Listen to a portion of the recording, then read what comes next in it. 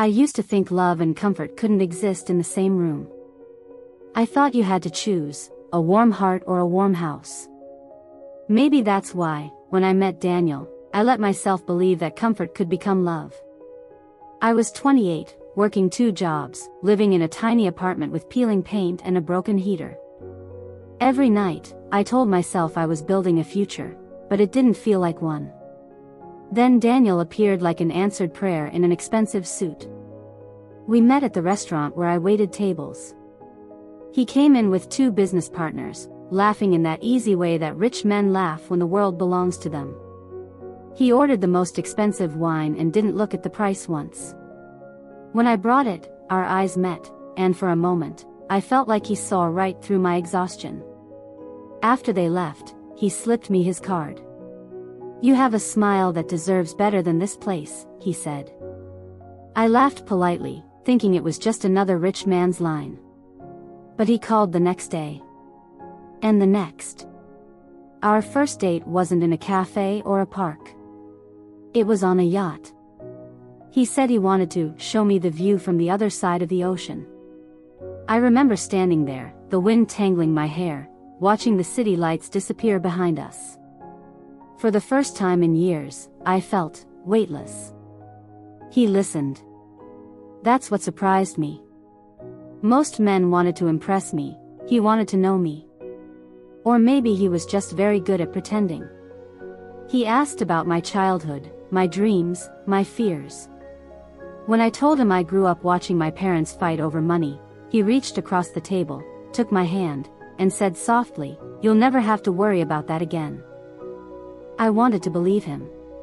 2 months later, I did. He proposed in Paris. Not with words, but with spectacle. The Eiffel Tower glittered behind us, and a photographer I didn't know was already waiting.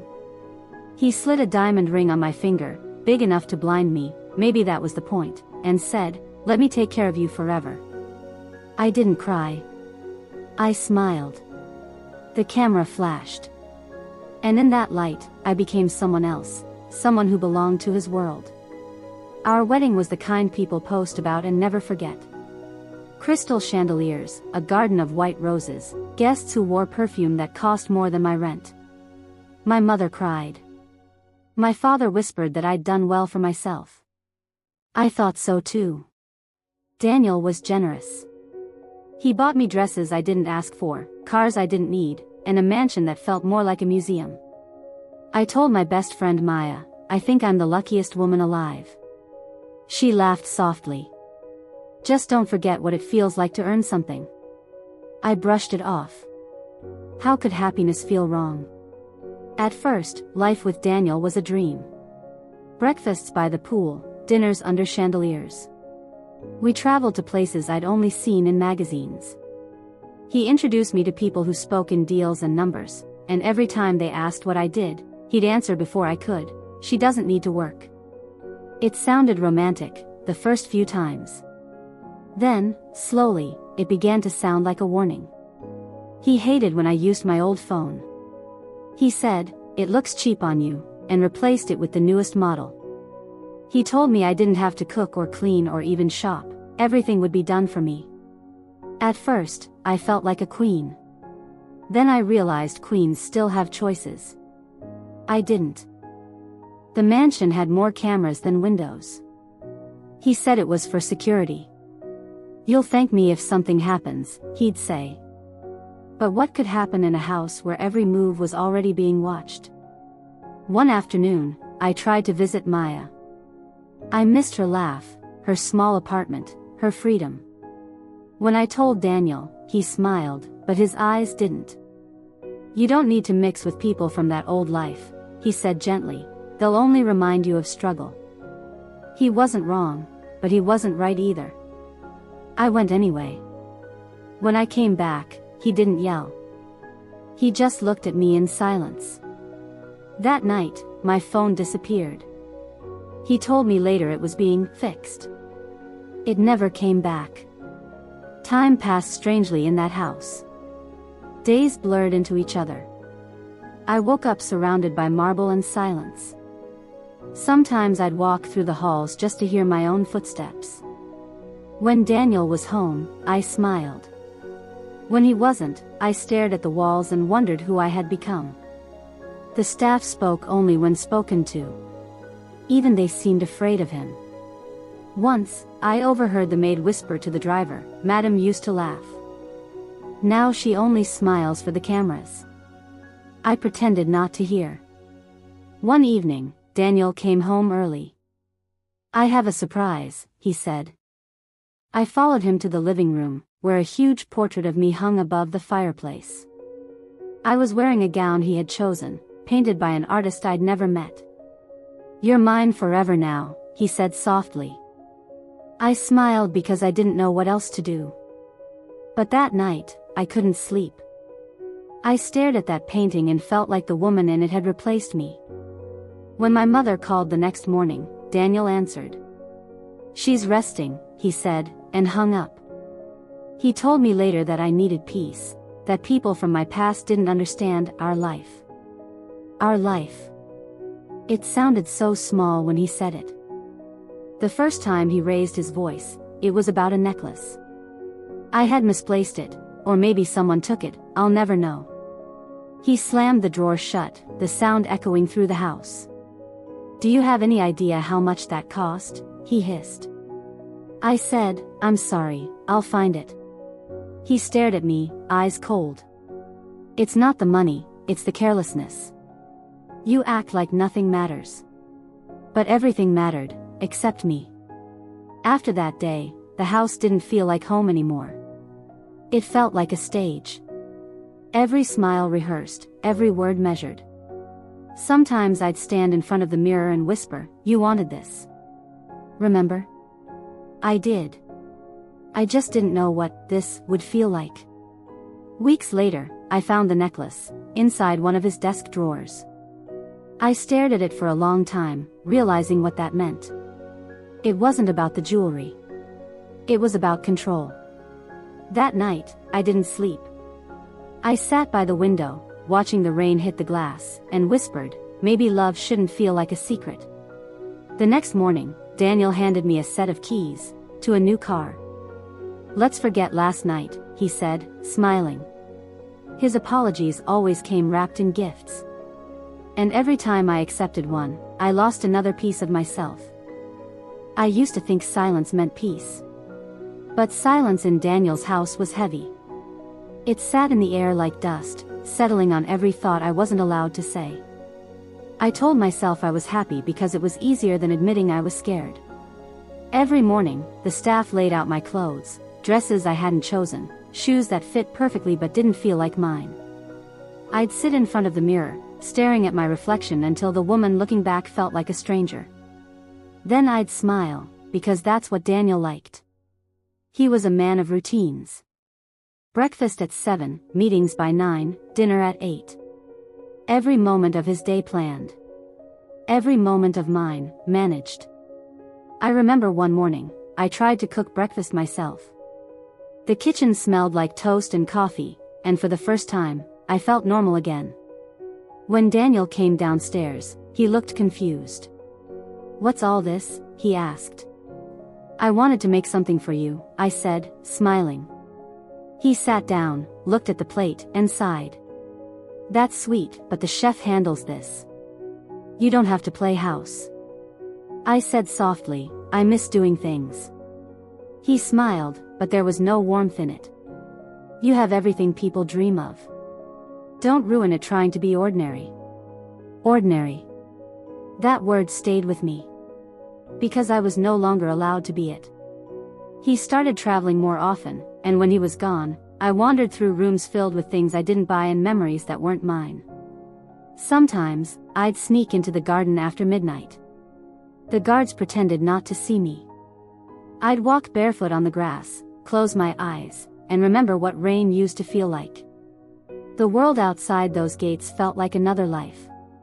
One day, I found an old photo album buried in a box. Pictures of me and Maya, laughing in our apartment, hair messy, eyes bright. I stared at them until tears blurred the images. I hadn't seen Maya in months. I tried to call her from the landline, but the call wouldn't go through.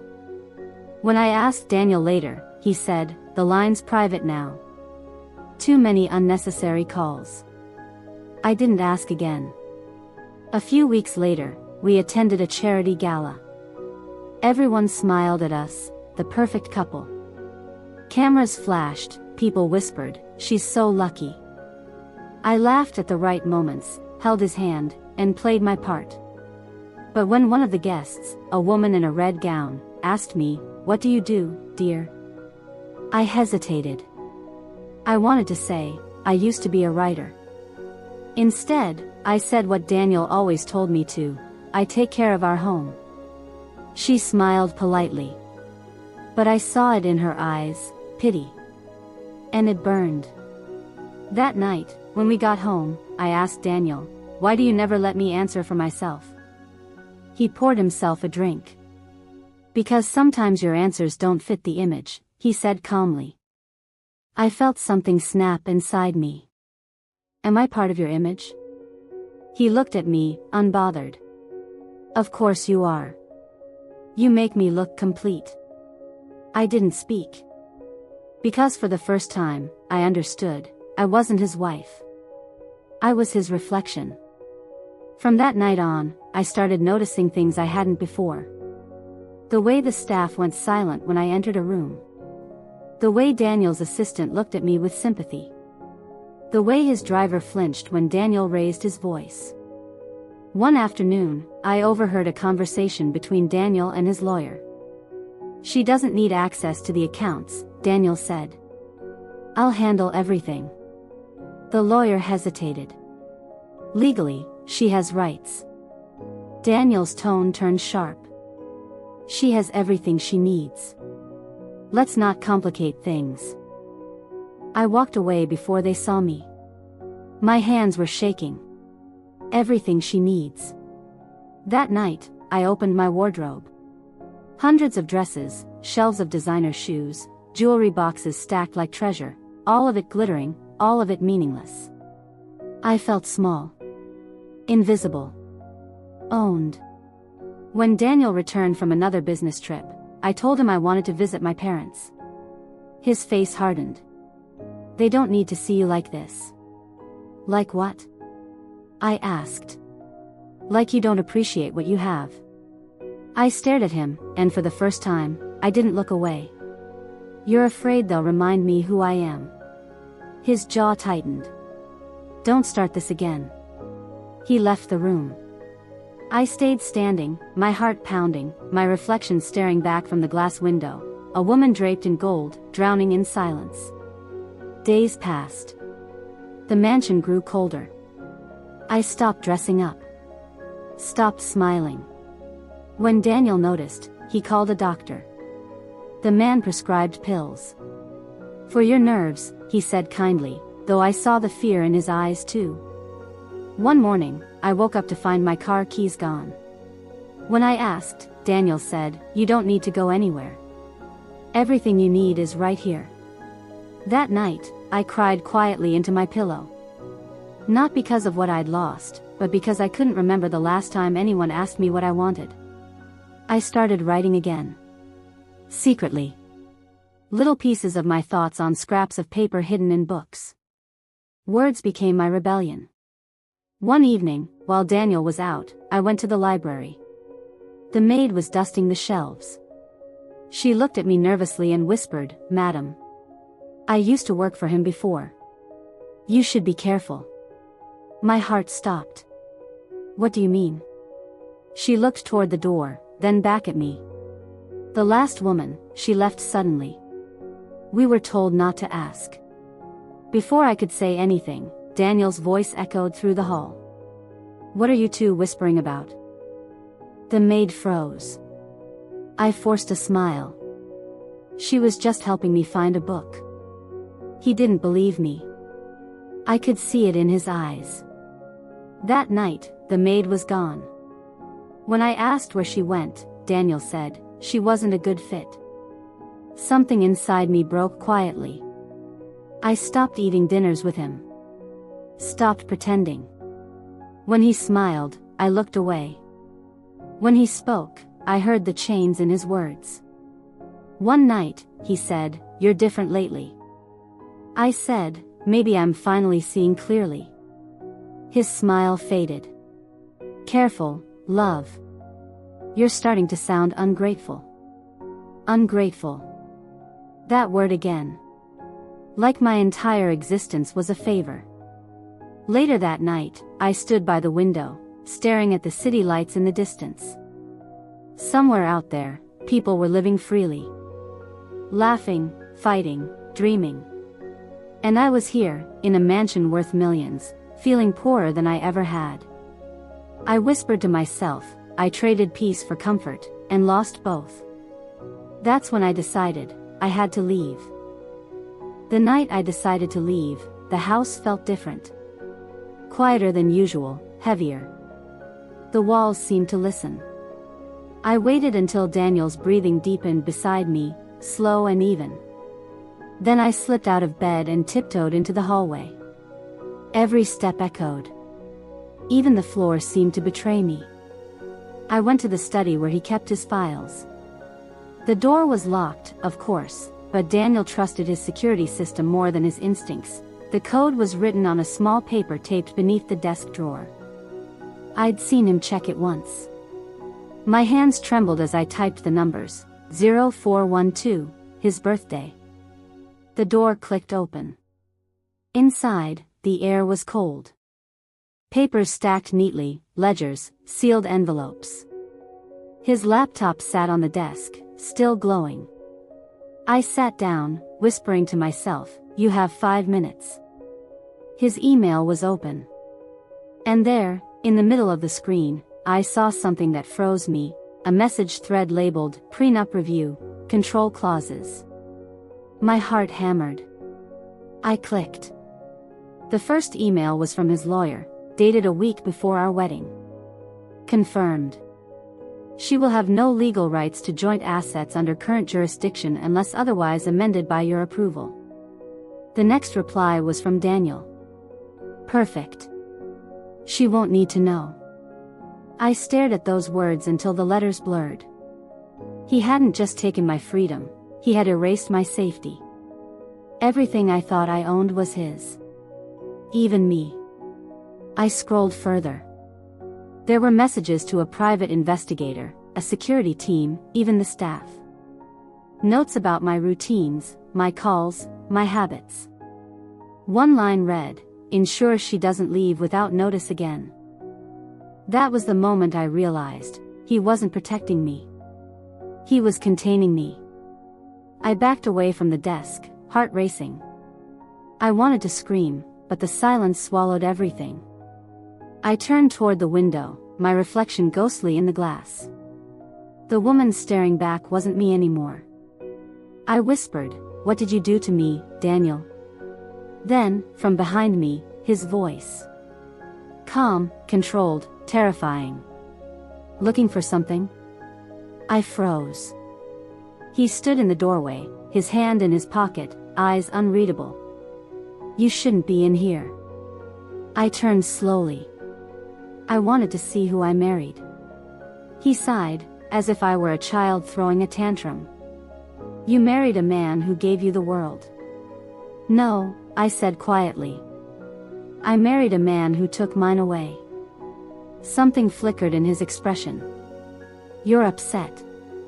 I understand. You've been lonely." He stepped closer. "I'll make more time for you." I took a step back. "You monitored my calls. My emails. You made sure I had nothing without you." He smiled faintly. "You had everything with me." "Everything but myself," I whispered. His hand tightened into a fist. Then, suddenly, he laughed. "You think you can just walk out of this life? Go where, Back to your little apartment? Back to serving tables? I'll go anywhere that isn't here." His smile vanished. "You're not going anywhere." He turned off the laptop, closed the desk drawer, and said in that cold, even tone, "You'll thank me one day." Then he walked away, leaving the door open behind him, like a man who knew I had nowhere else to go. But I did. I just had to find it. The next morning, I pretended nothing had happened. I smiled. I wore the dress he liked. I asked about his meetings. He seemed pleased, maybe even relieved. He left for the office at 9. I watched the gates close behind his car. Then I moved quickly. I packed a small bag, cash, a few clothes, the photo of me and Maya. My passport was gone. I had expected that. I slipped the wedding ring off my finger and placed it on the table.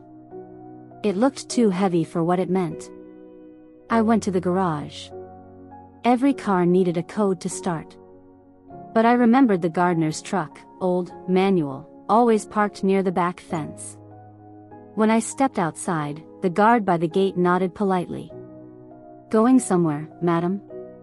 "Just to the garden," I said. He smiled. I smiled back. My hands were shaking. I slipped through the hedge to the gardener's area. The truck was there, keys hanging on the wall. I climbed in, heart pounding. For a moment, the world was silent, then the engine roared to life. As I drove toward the gate, the intercom buzzed. "Madam, you can't leave without clearance," a voice said. I pressed the button. "Call Daniel and tell him I finally took his advice." "What advice?" the guard asked. "That I should find something I love." I hit the gas. The gate opened slower than I prayed it would, but it opened. And then, for the first time in years, I was outside. The road stretched ahead, endless and bright. I didn't know where I was going. I just knew it was away. I drove for hours. When the truck finally ran out of fuel, I left it by the roadside and started walking. My heels blistered, my hands shook, but I felt alive. I found a small motel near the highway. The woman at the counter looked at me strangely. Expensive dress, no luggage, eyes red. "Rough night?" she asked. I smiled weakly. "You could say that." The room smelled like dust and freedom. I sat on the bed and cried until my body ached. I called Maya from the motel phone. She answered on the third ring. "Maya, it's me," I said, my voice breaking. There was a pause. Then, "Oh my God. Where have you been?" I thought. "I can't explain everything now," I whispered. "I just need help." She didn't hesitate. "Send me the address." When she arrived, she hugged me so tightly I couldn't breathe. "You look so thin," she said softly. "What happened to you?" "Luxury happened," I said bitterly. We laughed, but it hurt. For a while, I stayed with her. We lived quietly. I started working again, nothing fancy, just writing short columns for an online magazine. Every word felt like a heartbeat returning. But freedom has its shadows. One evening, I came home to find a black car parked near Maya's building. When I walked in, she looked worried. "He called," she whispered. "He said he just wants to talk." I shook my head. "He doesn't talk. He commands." She touched my hand. "Then we'll keep you hidden. But you can't hide from someone who owns the world." 2 nights later, I came home to find the door unlocked. The lights were off. I froze. Then I heard it, his voice, calm as ever. "You didn't even leave a note." He was sitting in the dark, a glass of wine in his hand. My heart dropped. "How did you find me?" He smiled faintly. "Did you really think I wouldn't? You used your real name at the motel." "Amateur mistake."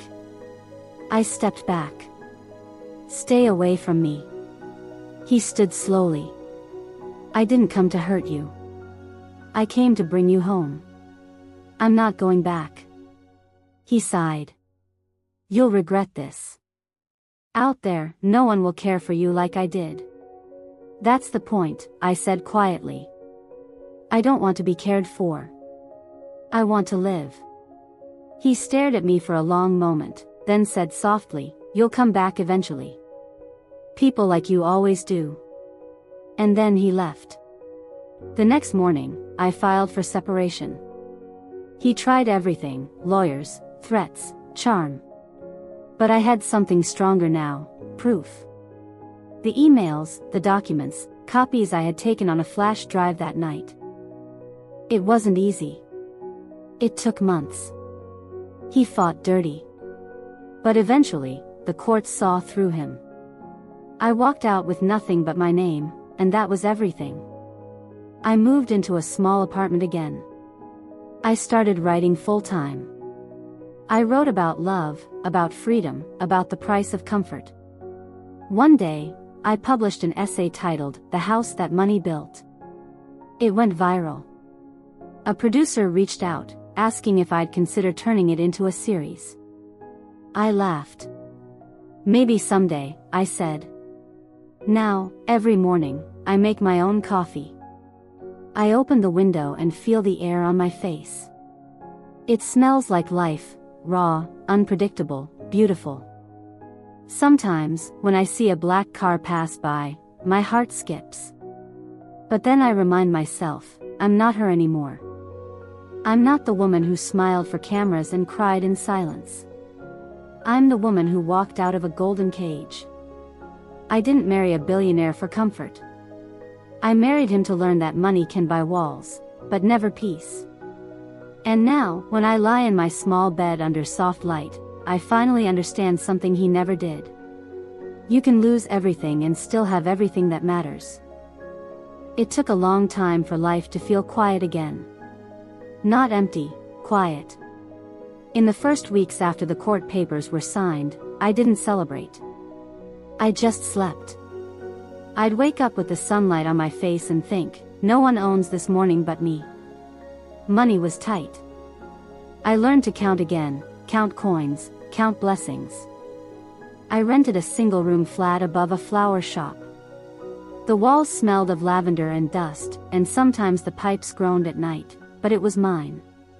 When it rained, I'd sit by the window with tea and listen. It was the most beautiful sound in the world because it didn't echo off marble. It sounded real. Maya visited often. She'd bring noodles and gossip. "You're glowing again," she said once. "Poor looks good on you." We laughed until we cried. I started writing more seriously. I wrote about women who lose themselves for love, about cages that glitter, about how easy it is to mistake control for care. The stories caught on. People wrote to me from everywhere, Nigeria, Brazil, India, the UK, telling me they'd lived my story too. Each message felt like a hand reaching through the dark, saying me too. One evening, a producer invited me to a charity gala for women rebuilding their lives. I almost said no, but something inside whispered, "You can face the world now." The ballroom shimmered with lights, laughter, and champagne. I wore a simple blue dress I'd bought secondhand. It wasn't designer, but it fit my soul. Halfway through the night, I saw him. Daniel. Standing by the bar, older, sharper around the eyes, a faint tremor in his hand as he lifted his glass. For a second, my heart clenched, old habits die hard. Then he noticed me. He walked over slowly, the crowd parting like memory itself. "You look different," he said. "I am," I replied. He smiled that same polished smile. "I read your essay. You made me the villain." "You made yourself the villain," I said softly. He sighed. "You could have had everything." It's strange how time softens even the sharpest memories.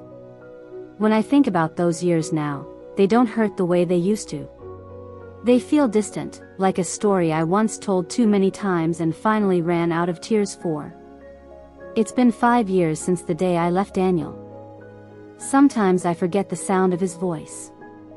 Other days, I hear it in my dreams, still calm, still certain, still trying to convince me that I was safe in his cage.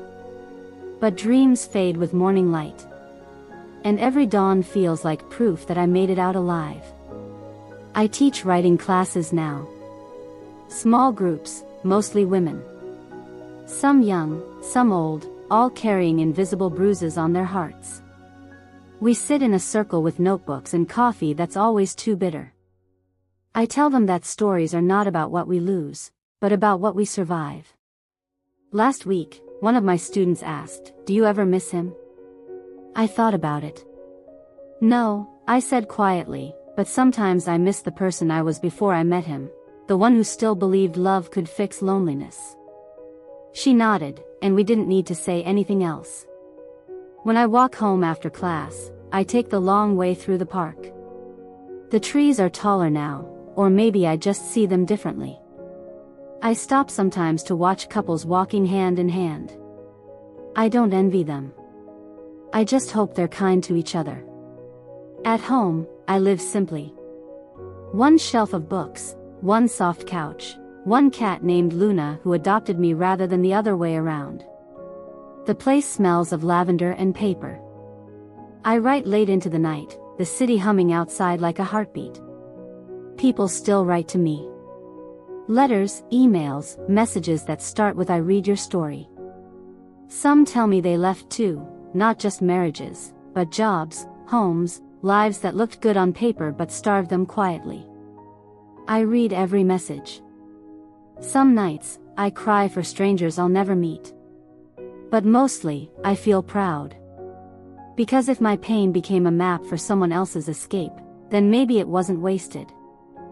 Maya got married last year. Her wedding was small, full of laughter and noise and mismatched chairs. When she asked me to give a toast, I froze for a second. The word wedding still makes my chest tighten, but I stood up anyway. I said, "Real love doesn't lock doors. It opens them." Everyone clapped, and Maya cried. It felt good to say it out loud. Daniel tried to contact me once more, through a lawyer. He wanted permission to use one of my essays in a charity book he was funding. I wrote back one sentence: "You already took enough of my words." He didn't reply. That was 3 years ago. Sometimes, when I see my reflection in shop windows, I barely recognize the woman staring back. She's calmer, her eyes softer but stronger. She doesn't flinch at the sound of footsteps behind her anymore. She walks like someone who belongs to herself. One evening, while sorting through old files, I found a video clip from our wedding, me in a white dress, smiling so wide it almost hurt to look at.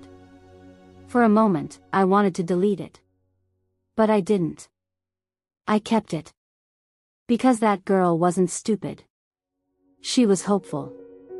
And hope, even when misplaced, is still something beautiful. There's a coffee shop near my apartment where I write most mornings. The barista knows my order by heart: black coffee, 1 sugar. He talks too much, plays old songs, and always gives me an extra cookie. He doesn't know my story, and that's what I love about him. He just knows me as the woman who writes by the window. One morning, it started to rain. Everyone rushed for cover, but I stayed where I was, watching drops race down the glass. A young woman sat beside me, maybe 22, nervous, twisting her ring finger even though there was no ring. She whispered, "You're the writer, right?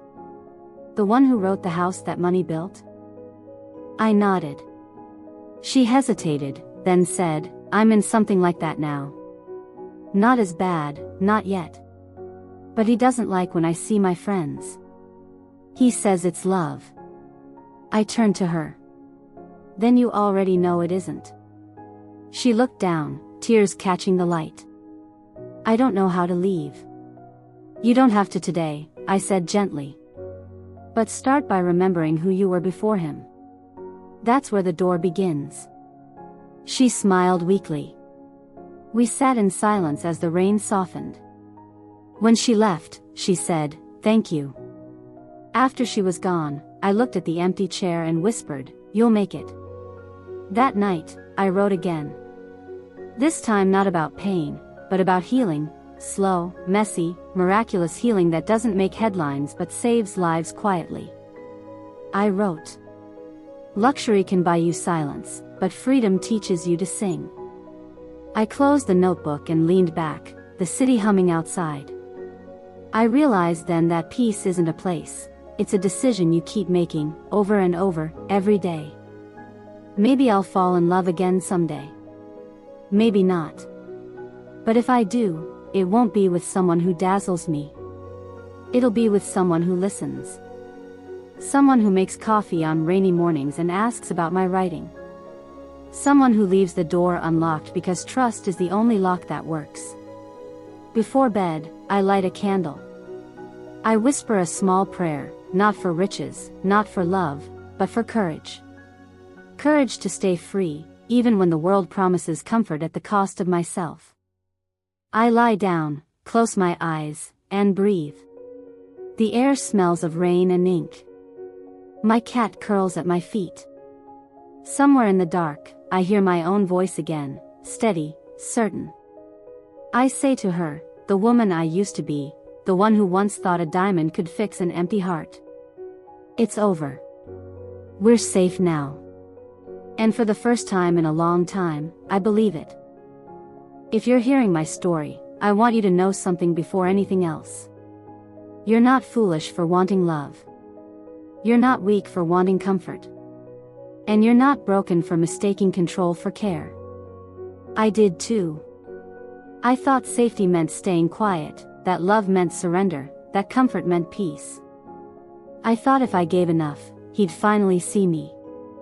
But the truth is, people who need to own others will never see them, they'll only see their reflection. It took losing everything for me to understand that I was never lost at all.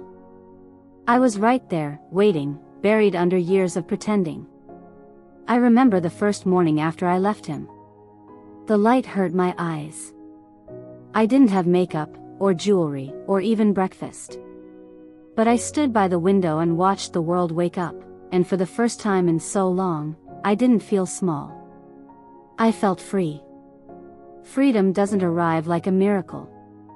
It comes in small moments, in the decision to answer your own phone, to wear what you like, to laugh without permission. It comes when you start saying no to the things that silence you. I know you might be listening to this and thinking, it's easy for her now. It's not. Healing is not a straight line. There are nights I still wake up shaking, remembering the sound of his footsteps in the hallway. There are days I catch myself apologizing for taking up space. But every time I do, I remind myself, that's the voice he left behind, not mine. If you're in a place that feels golden but heavy, listen closely to your heart. Does it rest, or does it hide? Because comfort that cages you is not love, it's control wearing perfume. I want you to promise me something. Promise you'll never confuse being chosen with being cherished. Anyone can choose you for what you offer. But real love cherishes you for who you are when you have nothing to offer but yourself. Sometimes I imagine going back and speaking to the girl I used to be, the one smiling in that white dress, the one who thought a ring could fix an ache. I'd hold her hand and whisper, it's going to hurt, but you'll survive. And one day, you'll tell your story, and another woman will walk free because you did. That thought alone makes all of it worth it. If you're listening now, wherever you are, I want you to take a deep breath. Feel it, that air filling your lungs. That's yours.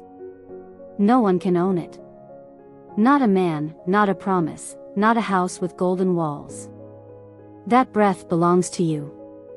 Maybe your story hasn't begun yet. Maybe you're still in the middle of it, trapped between fear and hope. That's okay. Just hold on to the truth that your worth is not measured by how much you're loved, but by how deeply you can love yourself when no one else does. I used to think I needed him to protect me.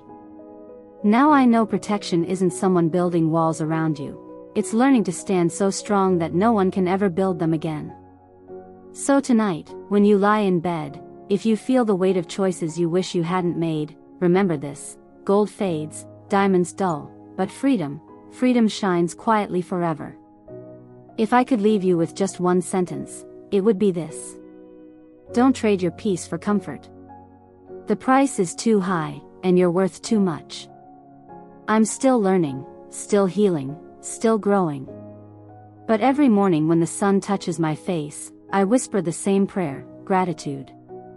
For another chance to live, to write, to love without fear. And if my story has found its way to you, maybe it's because you needed to hear that yours isn't over yet either.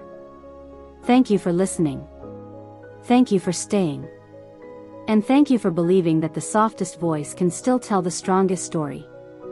Now, close your eyes. Breathe. And remember, you don't need a palace to feel rich. You just need peace that no one can take away. It's been almost 10 years now. 10 years since I walked away from the mansion, the marble floors, and the woman I used to be. Sometimes I wake before sunrise and still expect silence thick as glass, the kind that used to follow me through every room. But instead I hear the world, cars, birds, a baby crying next door, the city waking up. It's noisy, imperfect, alive, and I love every sound of it. People always ask how long it took me to heal. I never know what to say. Healing isn't a straight road, it's a spiral. Some days you're fine, and others, one song, one scent, drags you back into the past. But then you breathe, and you realize you're no longer trapped there.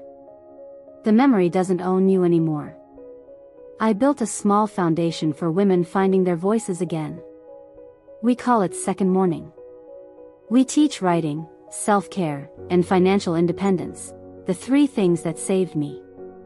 The first time a woman stood up in our group and read her story out loud, her voice trembled so much I wanted to hold her hand. But when she finished, the room clapped, and she started to cry. I cried too. That's when I knew this was my real home, not a house, but a space where women could be seen. Last year, I published my second book, Freedom Looks Good on You. It isn't about Daniel. It's about everything after him, how love can start over, how joy can exist without apology. It did well, but the best part was a letter I got from a reader in South Africa. She wrote, "I was listening to your story while packing my bag to leave. I thought I was weak. Now I know I'm free." I keep that letter pinned above my desk. On hard days, it reminds me why I tell these stories at all. Sometimes I still see wealth everywhere, on billboards, in magazines, shining through the screens of people chasing the next perfect thing. I don't hate it anymore. I just wish they knew how empty it feels when silence is all that money buys. I did see Daniel one last time. It was at a courthouse downtown. He was walking out of a meeting, gray at the temples, his phone pressed to his ear. He looked smaller somehow, like time had folded him inward. Our eyes met for half a second. He nodded. I nodded back. There was no anger left, just distance. 2 people from different lifetimes. That night I wrote in my journal, forgiveness is not about freeing him. It's about freeing the space he used to occupy inside me. Now, every weekend, I host a small podcast called Voices of Victoria. I sit by my microphone, candle lit, tea beside me, and I talk to whoever needs to listen. I tell stories of women who walked through fire and came out shimmering with courage. Sometimes they're my stories, sometimes they're yours. But they all end the same way, with someone finally breathing again. If you've listened this far, maybe you've been carrying something heavy too. Maybe you've stayed somewhere too long, or loved someone who made you feel small. If so, this last part is for you. Don't wait for someone else to give you permission to start over. You can start over right now. You can choose peace over comfort, truth over luxury, love over fear. Because I promise you, there's a life waiting on the other side of courage, and it's brighter than any diamond. So here's my final line, my last whisper into the microphone. I married a billionaire for comfort, but his money cost me everything. And yet, in losing everything, I found the only thing that matters, myself. Thank you for listening. Thank you for letting my voice meet yours. Until next time, take care of your peace.